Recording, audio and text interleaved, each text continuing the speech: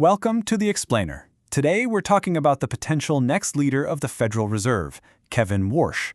Now, the person in this job can literally affect your mortgage, your car loan, even the price of milk. So yeah, it's a big deal. Let's figure out who this guy is and what he might actually do. Okay, let's dive right in. We're going to try and solve the puzzle surrounding the nominee for what is, let's be honest, the most powerful economic job on the planet.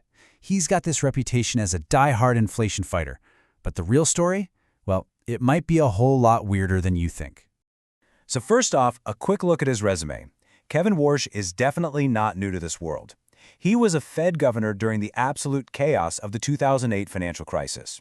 And get this, he actually resigned back in 2011 because he totally disagreed with big policies like quantitative easing. That's when the Fed basically prints money to buy up bonds. So right away, he's not afraid to go against the grain. Now, if you've heard anything at all about Warsh, it's probably this one thing. The guy has a crystal clear public image, and it's all built around one single idea: crushing inflation. So, what even is an inflation hawk? Well, think of a hawk as the economy's strict parent. Their number one job above everything else is to keep prices stable. They see inflation as the ultimate enemy, and they are totally willing to make tough calls, like jacking up interest rates, which can slow things down, to keep it from getting out of control. And this quote, it tells you pretty much everything you need to know about his philosophy. He basically believes that inflation doesn't just happen by accident. It's a direct result of bad choices. Specifically, the government spending way too much money and the Fed printing way too much of it. Okay, but here is where this whole story takes a very sharp turn. Because despite his rock-solid reputation as an inflation hawk, two completely contradictory theories about what he really wants to do have been floating around. And this is the central mystery we're trying to solve. Is he on a mission to bring inflation all the way down to zero, or, and this is the wild part, is he secretly planning to do a complete 180 and let inflation run hot? These two theories could not be more different. The 0% target idea comes from a comment he made calling the Fed's usual 2% inflation goal a perpetual debasement of our money. But then there's this other, much crazier theory that he might actually want high inflation to help shrink the country's enormous national debt, essentially paying it back with dollars that are worth a lot less. So, which one is it? To get to the truth, we have to look past all the speculation and dig into what he has actually proposed doing. Well, his real plan seems to be a lot more complex than either of those two extremes. It's actually a pretty surprising mix of what looks like an interest rate cut combined with other moves that would tighten up the economy. Okay, so his actual plan seems to have three big parts. First, he'd cut interest rates. I know, that sounds crazy for a hawk, right? But his logic is that AI is going to make everything so efficient that it will naturally push prices down anyway. Second, he wants to shrink the Fed's gigantic, multi-trillion-dollar portfolio of assets. And third, he wants a whole new formal agreement with the Treasury Department to get the national debt under control. Now, that second step, shrinking the balance sheet, is really the key to understanding his plan.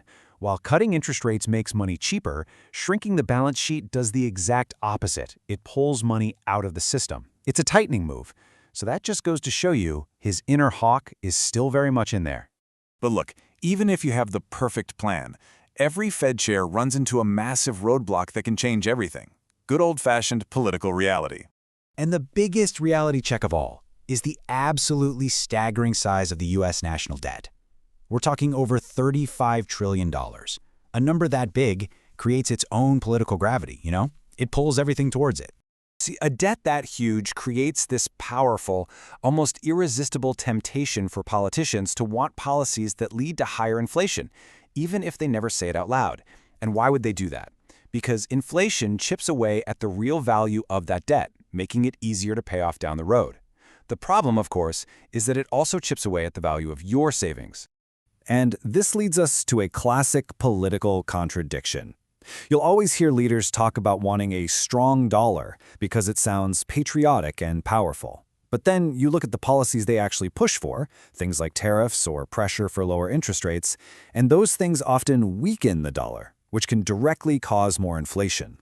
So, a Chairman Warsh would walk into a perfect storm of inflationary pressures. You've got massive government deficits, tariffs making imported goods more expensive, and intense political pressure to keep rates low and the dollar weak. Any one of those things could be enough to overwhelm his own hawkish instincts. So, after all that, where does this leave us? What does it all mean for the Fed's future?